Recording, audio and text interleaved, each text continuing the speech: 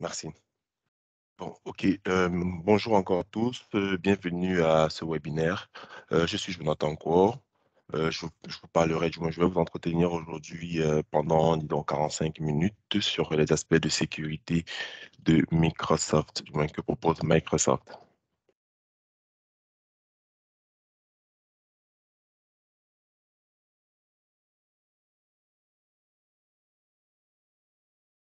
Alors,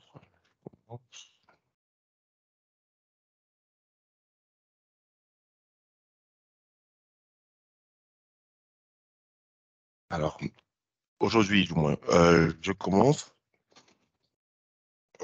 Voilà. Aujourd'hui, force est de constater que nous sommes dans une période d'évolution très constante de l'économie numérique, je dirais, ce qui pousse les organisations de tout type d'organisations à changer ou à appliquer ou accélérer la transformation numérique, vers la transformation numérique pour assurer la productivité des travailleurs et répondre à l'évolution rapide des attentes des clients. On constate, du moins, lors de la transformation numérique, lorsque la transformation numérique, les données et les informations sont des éléments virales pour une meilleure transformation. Alors, pour ces données, du moins ces données qui subissent des différents changements ou des différentes améliorations, je dirais, attirent beaucoup plus de criminalité. Du moins, on se retrouve aujourd'hui avec les activités de criminalité en la hausse et les attaques deviennent de plus en plus sophistiquées. Pour sécuriser leur environnement, les entreprises doivent développer de nouvelles capacités numériques et briser le silo de données pour sur plusieurs clouds, différents clouds. Ça peut être le cloud de Microsoft, le cloud de Google ou le cloud de AWS pour un large portefeuille d'applications et de tout type d'appareils. Nous constatons aussi que les approches traditionnelles de sécurité que nous utilisons auparavant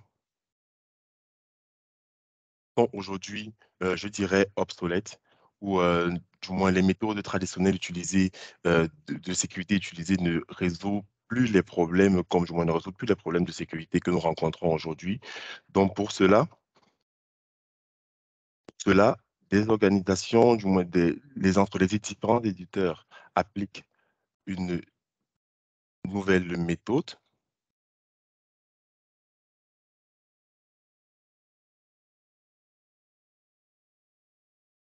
Un instant, s'il vous plaît.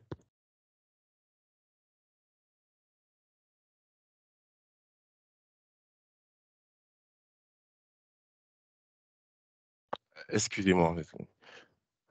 Ok, je disais tantôt que les méthodes traditionnelles, les approches traditionnelles de sécurité que nous appliquons avant se retrouvent un peu obsolètes et ce qui permet de ne pas protéger, ou moins qui fragilise en fait les différents environnements des organisations actuellement.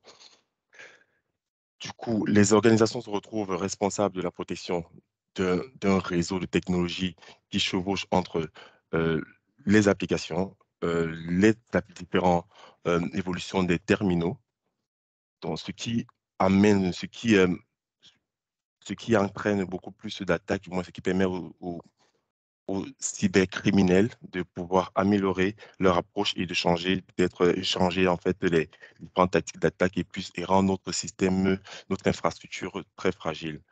Hum, Pour nous adapter à cette nouvelle réalité,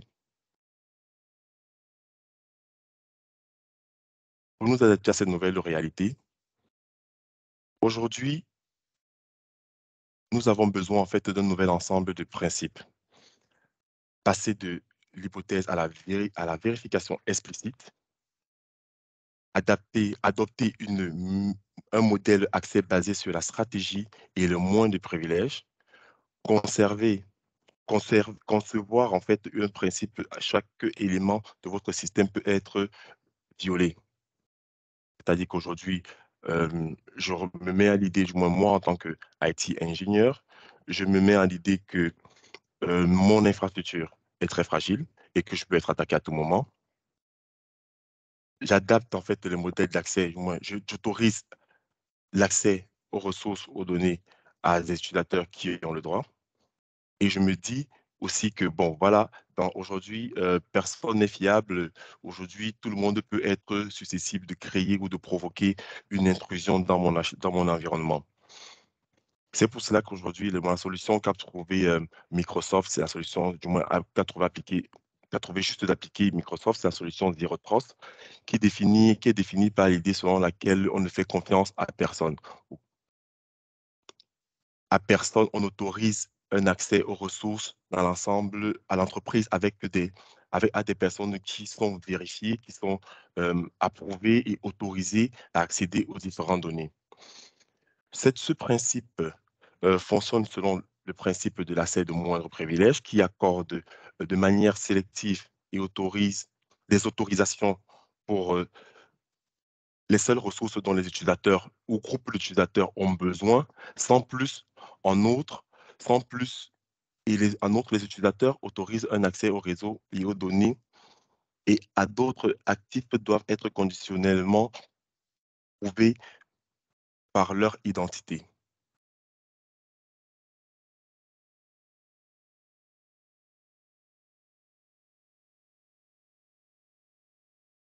Suivante. Le principe de zéro trust inclut en son sein, en fait, est fondé sur six piliers fondamentaux qui sont l'identité, endpoint, endpoint qui sont les terminaux, la data, les applications, l'infrastructure et le réseau. Alors, nous allons commencer par l'identité.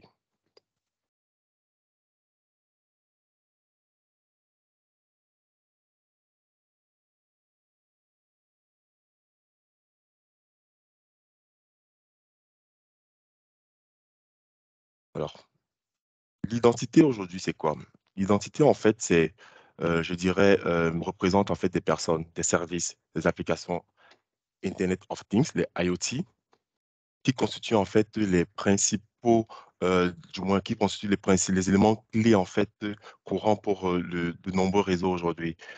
Donc pour cela, la méthode Zero Trust permet de gérer, du moins d'assurer la partie contrôle, autorise et bloque les accès autorise et bloque les accès de certains utilisateurs. Ça, on peut autoriser et bloquer les accès. Mettre en place un MFA, Multifactor Authenticator, pour contrôler qui rentre et donner les autorisations ou les rôles ou les droits aux personnes qui pourront entrer dans notre infrastructure. Nous pouvons forcer le mot de passe reset. Nous pouvons limiter les accès aux différentes ressources. Et en termes de conditions, en ce qui concerne les identités, nous pouvons identifier les terminaux qui vont se connecter aux ressources, identifier même les personnes qui auront les accès aux ressources. C'est-à-dire, si vous voulez aujourd'hui qu'un partenaire puisse avoir accès à vos ressources, à vos données, quand je dis ressources, j'inclus les données, les applications, tout ce qui concerne l'entreprise, tout ce qui peut être critique pour l'entreprise. Si vous voulez donner accès à des partenaires externes, vous devez identifier ces personnes et autoriser les accès aux ressources à partir du portail, à partir des différentes solutions que proposent les éditeurs. Dans le cas de Microsoft, vous avez la plateforme Microsoft Security qui vous permet d'avoir tout ça et pouvoir autoriser et donner des droits à des personnes pour pouvoir consulter ou parcourir vos données dans l'entreprise. Ensuite, en deuxième pilier, on a les points de terminaison, les points de terminaison qui sont principalement les équipements qu'on utilise. Aujourd'hui aussi, vu l'amélioration de la technologie, on se rend compte, du moins, tout le monde constate qu'on a plusieurs types de terminaux. Nous avons les tablettes, les ordinateurs portables, les desktops, les téléphones de nouvelle génération, etc. Donc, pour cela, Microsoft propose d'inscrire, du moins recommande d'inscrire les appareils dans l'entreprise avec Azure Active Directory, inscrire les appareils de Windows personnels, du moins pour du moins pour les entreprises qui autorisent le mode Bring Your Own Devices, c'est-à-dire venir avec son propre euh, terminal à l'entreprise. Il propose de rajouter un mode Bring Your Own Devices, activer et configurer le Hello Enterprise, créer des stratégies de conformité avec Microsoft Intune. Ces stratégies de conformité permettront de contrôler les différents ou bien rajouter les différents équipements dans votre infrastructure Microsoft 365 et pouvoir contrôler ou autoriser en fait les accès aux ressources de l'entreprise. À la limite, encore pour les administrateurs, on peut automatiser les emails, les notifications par email. On peut vérifier les mises à jour. On peut vérifier que les mises à jour sont déployées automatiquement sur les points de terminaison, soit à partir toujours de Intune. On peut le faire sur M365. On peut vérifier que les appareils sont chiffrés et authentifiés, toujours à partir de M365. Alors, pour les applications, du moins pour le pilier application, le modèle de confiance nul, c'est-à-dire Zero Trust, aide les organisations à assurer que les applications et les données qu'elles contiennent sont protégées. C'est-à-dire quoi? Euh, le Zero Trust vous permet de garantir en fait les autorisations appropriées dans l'application. C'est-à-dire vous avez une application qui, qui permet par exemple, je dirais, qui permet par exemple de se connecter aux différentes infos, du moins de collecter les différentes informations de la boîte. Je vais prendre l'exemple d'un CRM. Vous ne pouvez pas permettre à un partenaire externe de pouvoir avoir accès à toutes les données de votre CRM. Donc pour cela, vous donnez des rôles précis, c'est-à-dire des rôles granulaires à l'utilisateur externe qui va se connecter et pouvoir avoir du moins pouvoir avoir les éléments auxquels les éléments qu'il pourra utiliser uniquement. Suivez le comportement anormal. Tout comportement n'est pas susceptible d'être le comportement le plus fiable selon la méthode de Zero Trust. Donc, du coup, on devrait suivre ou avoir des alertes, mettre en place une politique, une stratégie d'alerte qui nous notifie à chaque fois qu'il y a un comportement anormal. Contrôler les attentes des utilisateurs. Toujours sur le portail M365 et Azure Active Directory, vous avez la possibilité de contrôler les actions de l'utilisateur sur les différentes applications M365 ou les applications déployées de l'entreprise. N'oublions pas que sur Microsoft 365, on a aussi la possibilité de rajouter des applications développées en entreprise. Donc, à partir de ce portail, on peut facilement contrôler les accès aux applications et la connexion même aux applications. La validation des options de configuration sécurité, ce sont les différents éléments que euh, euh, Zero Trust permet de mettre en place. La limitation d'accès en fonction de l'analyse en temps réel, c'est-à-dire donner un accès just in time à un utilisateur, juste à temps et en accès. Donc, juste au moment du moment, donner un accès à un utilisateur, par exemple, si vous avez un utilisateur qui veut se connecter sur une plateforme, du moins sur une application, je dirais une application de la suite Microsoft 365 ou de tout la plateforme Microsoft 365, vous pouvez donner l'autorisation à cet utilisateur pour pouvoir appliquer ou récolter l'information dont il veut un moment T0 à un moment T1. C'est-à-dire, l'application, si soit, je dirais, si je vais accorder par exemple l'application à mon stagiaire sur une application, sur un service de Microsoft 365 à 16h30. Je dis, OK, là, je déploie, je lui donne l'autorisation de 16h30 qui va expirer à 17h30. Ça y est, en une heure, il devrait être capable de récolter les informations dont il a besoin.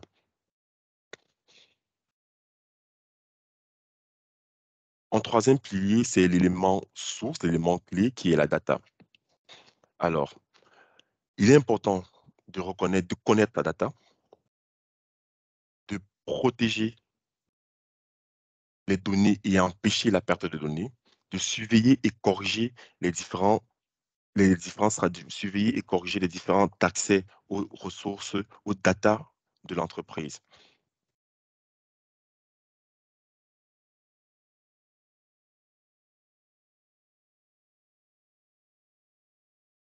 Par exemple, si du moins vous avez des données assez sensibles, moi, il est important en fait pour une entreprise de connaître en fait les données importantes, de connaître ces données sensibles, savoir quelle donnée est sensible et comment est-ce que pouvoir savoir comment est-ce qu'il faudrait protéger les données de l'entreprise. Donc, si vous n'avez pas une idée de la sensibilité de vos données, il sera difficile pour vous de déployer des stratégies automatiques ou des stratégies qui pourront vous permettre de chiffrer ou de protéger l'accès à vos données. Donc, vous pouvez classer automatiquement vos données en fonction des différentes étiquettes, les étiquettes de sensibilité qui sont possibles de placer à partir du portail M365. Vous pouvez définir le type de confidentialité en fonction même du document, d'un email ou d'une information que vous avez jugée sensible dans toute votre banque de données. Alors, à partir de cette méthode, vous avez la possibilité aussi de chiffrer les fichiers, euh, les classer, bien évidemment, suivre et surveiller le contenu sensible qui sont dans les fichiers. Donc, pas qu'il faudrait d'abord savoir exactement qu'est-ce qui est donné sensible dans notre banque de données et qu'est-ce qui ne l'est pas.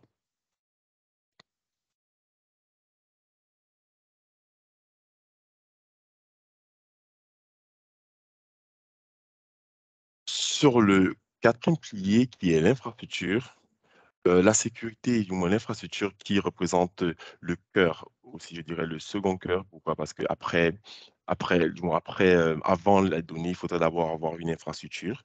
L'infrastructure représente le, le vecteur de menaces critiques. Pourquoi? Parce que c'est à partir de, du moins, on attaque l'infrastructure, les, les, les, les hackers, les cybercriminels attaquent l'infrastructure pour pouvoir avoir accès, passent par l'infrastructure pour pouvoir avoir accès aux données.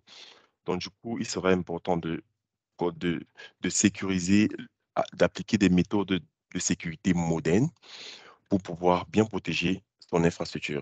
Vous avez la possibilité de faire des évaluations de la version, de configurer, de gérer les configurations, d'utiliser les privilèges d'administration juste à temps et juste à temps et juste suffisant pour renforcer la défense, utiliser les télémétries pour détecter les attaques et les anomalies, bloquer les marques, bloquer et marquer automatiquement les comportements à risque et prendre des mesures de protection beaucoup plus accrues.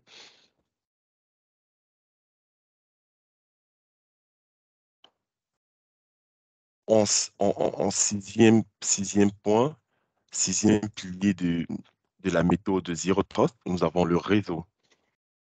Le réseau, dans le modèle Zero Trust, il existe trois objectifs clés en matière de sécurisation de notre réseau. Alors, on doit toujours être prêt à gérer les attaques avant qu'elles ne se produisent, réduire l'étendue des dommages et la vitesse à laquelle se propagent, je dirais, les attaques, augmenter la difficulté de compromettre votre empreinte cloud.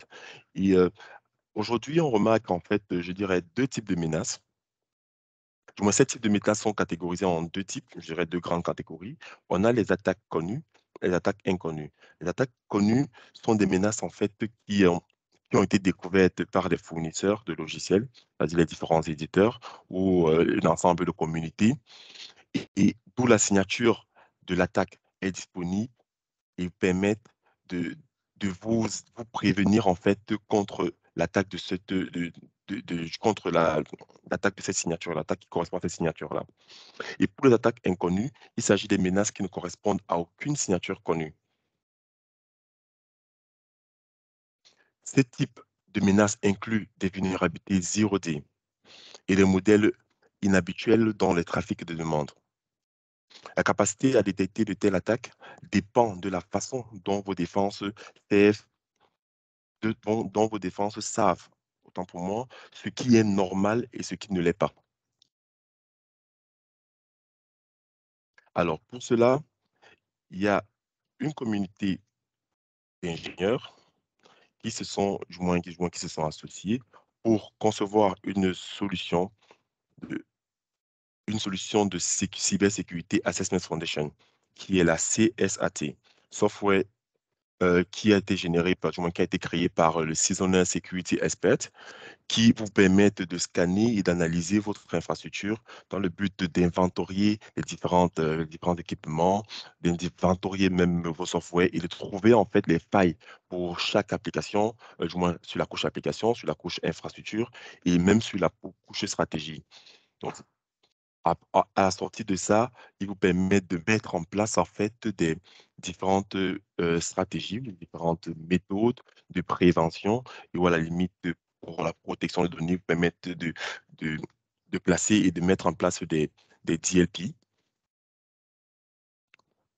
Ça, c'était euh, Ça, c'était une organisation externe. Et Microsoft, quant à elle, du moins, Microsoft, quant à eux, ils ont déployé, du moins, ils ont une solution en fait qui nous permet d'évaluer aussi la maturité de notre sécurité.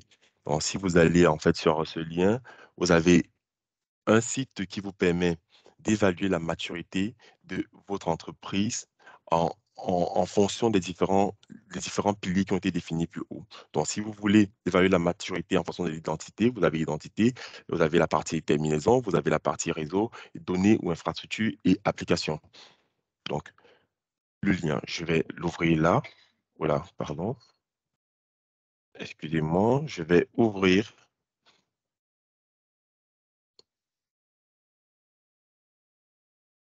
le lien.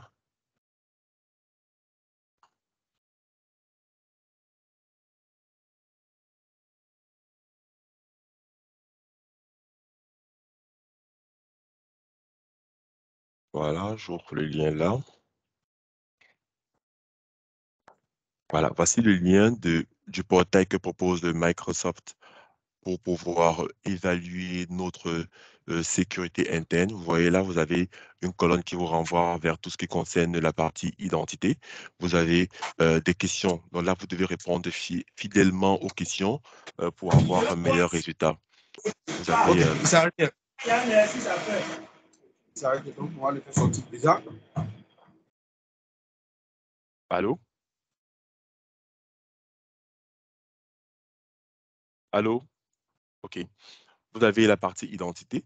Si vous répondez fidèlement aux questions qui seront posées par ce portail mis en place par Microsoft, vous aurez une réponse ou un résultat fiable qui pourra vous aider à répondre à avoir la maturité de votre architecture. Vous avez la partie endpoint, la partie application, infrastructure, la partie données et la partie réseau.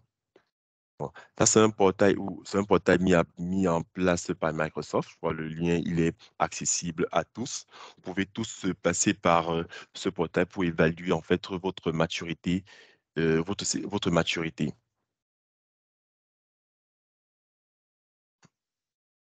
Et bon, là, je passe maintenant à une petite démonstration de tout ce qui est, du moins, la mise en place des principes, je dirais, fondamentaux ou standards de Zero Trust.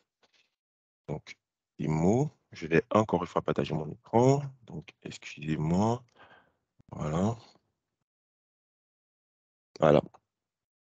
Voici le portail Microsoft 365 Admin Center.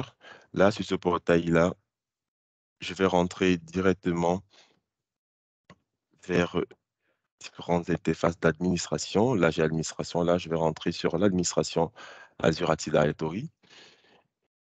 Déjà,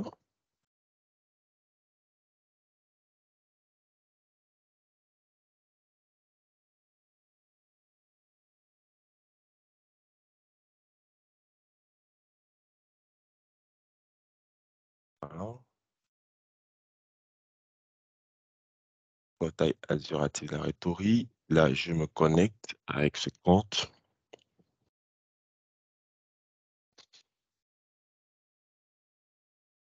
Alors, comme première méthode de sécurité, ou comme première recommandation de Zero Trust, il recommande en fait d'activer au moins le MFA, le Multifactor Authenticator, pour l'ensemble de vos utilisateurs sur Microsoft 365.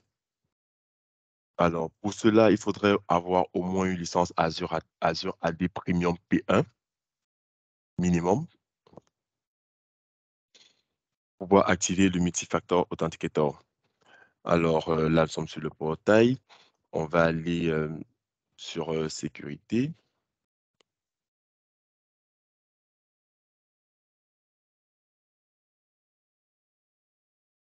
Azure Active Directory. On va rentrer sur la catégorie sécurité.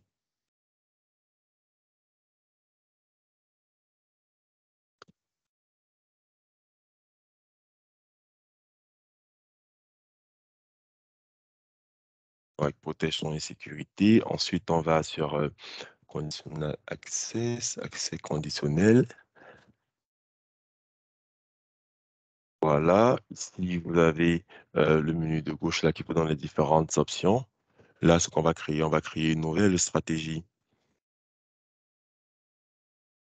Voilà. Là, on a cette interface qui nous permet de créer la nouvelle stratégie. Ici, là, il nous recommande de donner un nom. Donc, là, on va donner un nom. On va faire MFA for all, par exemple.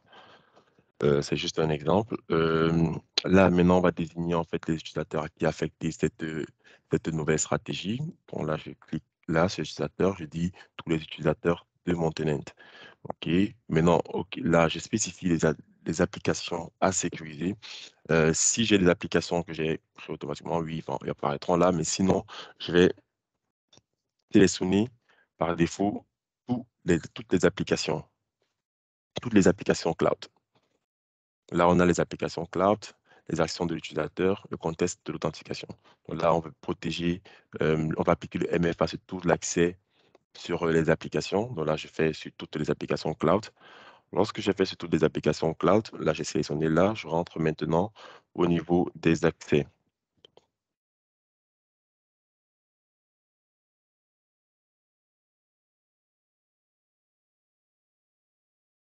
Là, je rentre au niveau Oui. des accès.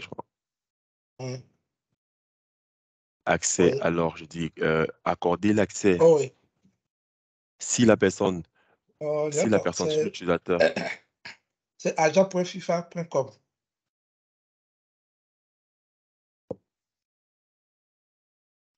si les utilisateurs qui tentent de se connecter sur une application cloud M365, il sera octroyé l'accès. En bas, il Là, on a les s'enregistre. différents accès qui sont proposés là. Et on peut soit exiger l'authentification multifactor. Là, on exige l'authentification multifactor pour tous les utilisateurs qui sont en train de se connecter aux applications.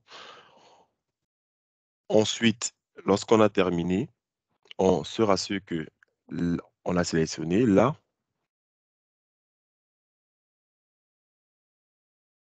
Là, ensuite, on clique sur créer et on crée la nouvelle politique de MFA. Là, c'est pour le, la la première mesure à appliquer, le MFA. Alors, tout à l'heure, je parlais de restreindre les accès sur le portail. Aujourd'hui, par exemple, aujourd'hui, par défaut, lorsque vous prenez un tenant, tous les utilisateurs, bien qu'ils ne s'en rendent pas souvent compte, ils ont l'accès sur le portal.azure.com. C'est-à-dire qu'ils peuvent facilement voir le Azure Active Directory. Alors, Microsoft recommande déjà pour cette action-là de bloquer au moins cette action pour rejoindre, ou de bloquer au moins cet accès pour les utilisateurs lambda ou les utilisateurs qui n'ont pas le droit de se connecter sur l'Azure Portal. Alors, pour le faire, on va juste sur utilisateur, paramètres de l'utilisateur.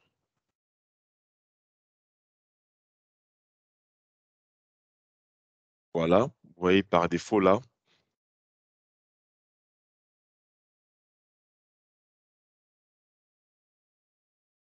Voilà, utilisateur, paramètres de l'utilisateur. On a la création de compte, afficher les options permettant de se connecter. Oui, utilisateur STN. Voilà, par exemple, là, ici, on a la possibilité d'empêcher en fait les utilisateurs de restreindre l'accès aux utilisateurs ou l'empêcher les utilisateurs de pouvoir créer des tenants ici là et ici la connexion la connexion d'utilisateur, oui, on a la possibilité de faire ça, donc on peut faire soit oui, soit non. Donc si je fais oui, là je vais permettre aux utilisateurs de pouvoir créer le tenant. Et là, si je fais non, je bloque l'accès aux utilisateurs pour la création du tenant.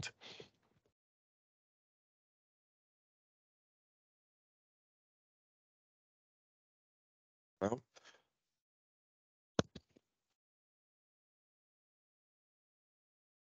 Et aussi pour des mesures de sécurité, il est recommandé aussi du moins d'empêcher les utilisateurs de pouvoir euh, créer ou rajouter, du moins ajouter des applications comme ils veulent en fait sur la plateforme Microsoft 365. Et pour cela, vous avez toujours les options que propose Azure Active Directory pour pouvoir bloquer ou ne pas autoriser le- les utilisateurs à pouvoir enregistrer les applications.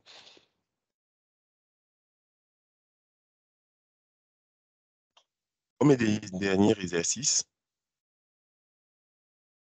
nous avons mettre en œuvre un rôle d'administration disposant des privilèges les moins privilégiés.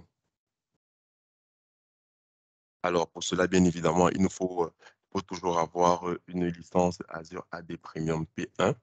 La licence Azure AD Premium P1 se vérifie pour les utilisateurs. Vous pouvez facilement, pour les administrateurs, vous pouvez facilement vous rassurer que vous avez cette licence en rentrant sur votre compte utilisateur.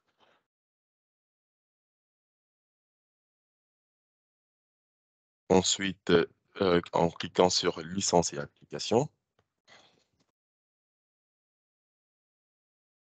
en cliquant sur application en dessous là, vous avez Azure Active Directory Premium P2. Là, c'est dans mon cas. Dans mon cas, j'ai le P2, mais le minimum qu'il faudra avoir, c'est le P1. Voilà, là, mon compte il a bien la licence autorisée à pouvoir appliquer ces différents changements. Alors, je reviens sur le portail Azure. En revenant sur le portail Azure, je vais rentrer sur les rôles des administrateurs, rôle et administrateur. Voilà, là, j'ai tous les rôles et administrateurs.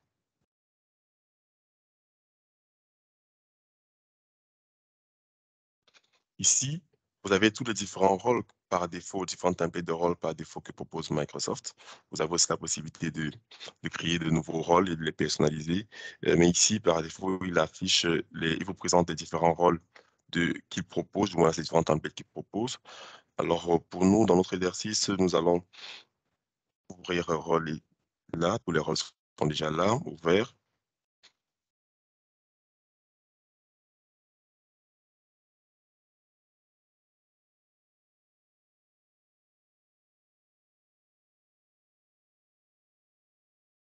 Donc, nous allons ouvrir le rôle administrateur, rôle général. Administrateur, rôle général. Voilà, administrateur général.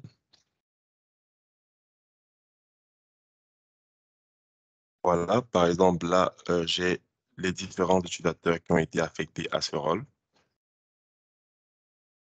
Je peux facilement enlever les utilisateurs, supprimer les utilisateurs, du moins enlever le rôle administrateur général à ces utilisateurs. Ou à la limite, si je veux affecter, si je veux ajouter un nouvel utilisateur, je clique simplement sur Ajouter et puis je vais sélectionner l'utilisateur dont je souhaite ajouter. Je rajoute l'utilisateur. Et lorsque le changement sera opérationnel, l'utilisateur va se voir en fait en, en le retirer en fait les droits qui permettront d'accéder aux différentes ressources d'administration de M365. Ça, c'est le contrôle d'accès des utilisateurs. Aussi, il est important en fait pour le partage ou la communication ou la collaboration avec l'extérieur de gérer votre partie stratégie et partage d'informations. Et pour cela, on va rentrer sur le portail Admin SharePoint. On rentre sur le portail Admin SharePoint. Voilà, je me reconnecte avec le même compte.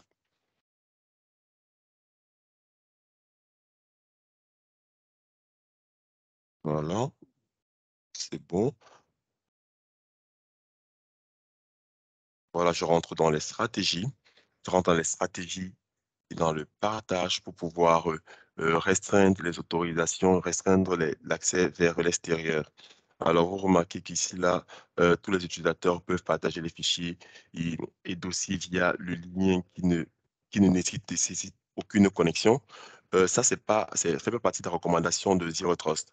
Zero Trust recommanderait de mettre au moins l'accès aux données à des invités nouveaux ou existants. C'est-à-dire quoi? C'est-à-dire simplement qu'il faudrait que votre compte soit intégré ou soit fasse partie de l'annuaire Azure Active Directory de l'organisation pour que vous puissiez avoir accès aux différentes ressources partagées par un membre de l'organisation, par un membre de l'organisation. Là, vous avez les invités existants. Vous savez que là, il va juste restreindre l'accès aux invités existants. Donc, pour cela, l'administrateur devra rajouter l'utilisateur avant de partager le lien ou avant de partager une information.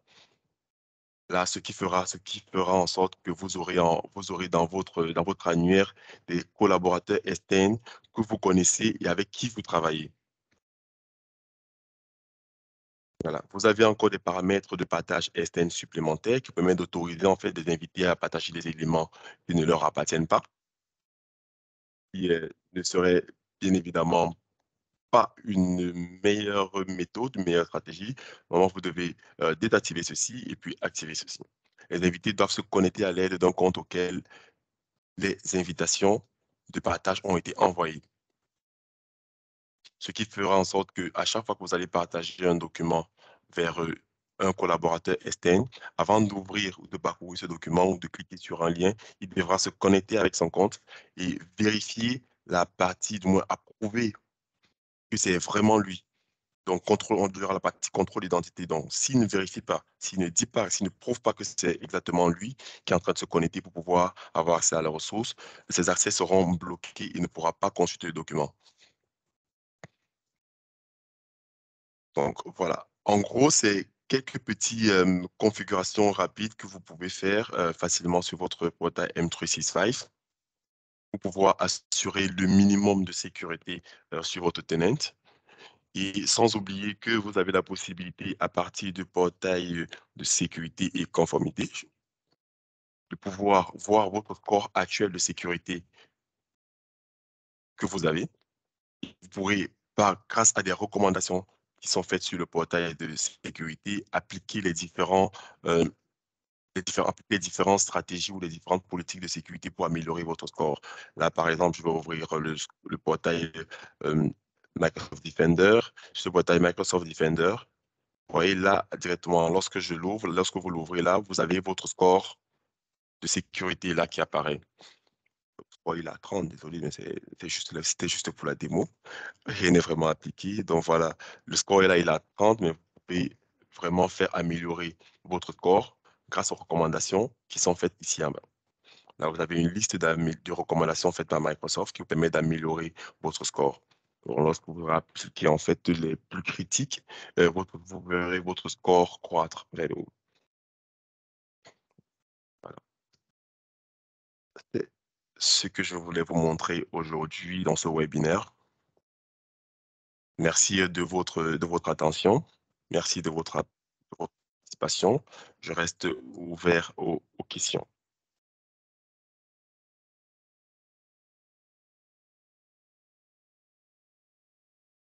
Oui, merci Jonathan, merci pour cette présentation. Nous sommes arrivés à la session questions-réponses. Si vous avez des questions, vous pouvez lever la main et les poser. Merci.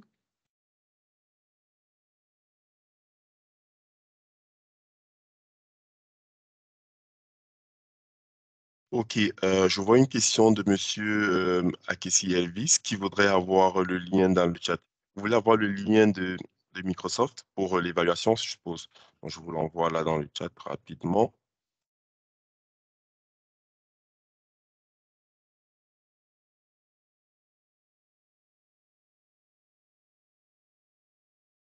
Ok, j'ai mis le lien.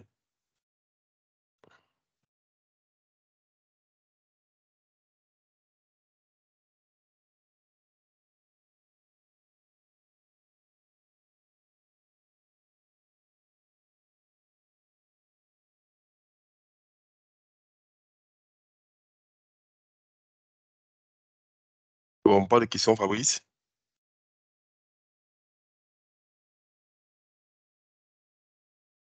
Je crois qu'il y a qu'il y a pas de questions, mais je vais toutefois laisser notre email info@st.digital pour ceux qui auront des questions pour plus tard. Vous pouvez nous les envoyer par mail sur info@st.digital. Je l'ai mis sur le chat. Vous recevrez également la vidéo de ce webinaire par mail et nous revenir sur info@st.digital si vous avez des questions. Merci à tous. Merci à tous. Merci Jonathan et je vous souhaite bon week-end et on se donne rendez-vous pour le vendredi prochain pour un nouveau webinaire.